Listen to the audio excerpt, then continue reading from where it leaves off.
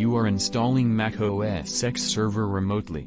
Why might you choose to install from the command line rather than using Server Assistant? Option A. Remote command line installation is more secure than remote Server Assistant installation. Option B. Remote command line installation lets you perform multiple simultaneous installations. Remote Server Assistant installation does not. Option C.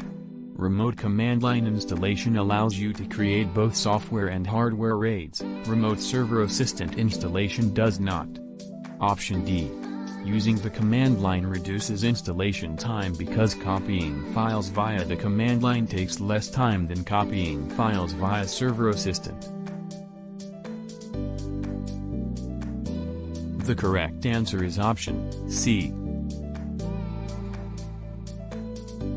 You double-click an application icon on your server, and the application starts to launch, but then exits. You suspect the software may not have been properly installed. What command line tool will identify essential application libraries? Option A. grep. Option B. lsop. Option C. otool. Option D. strings.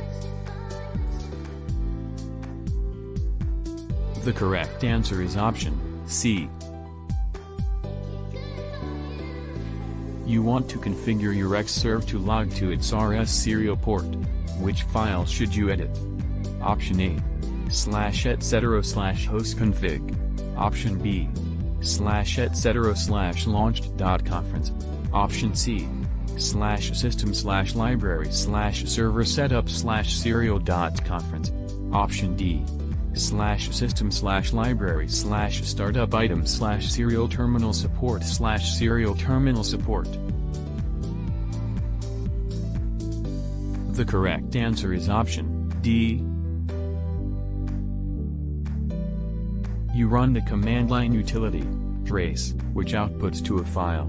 Which tool will present the output in a human-readable format? Option A. Kdump.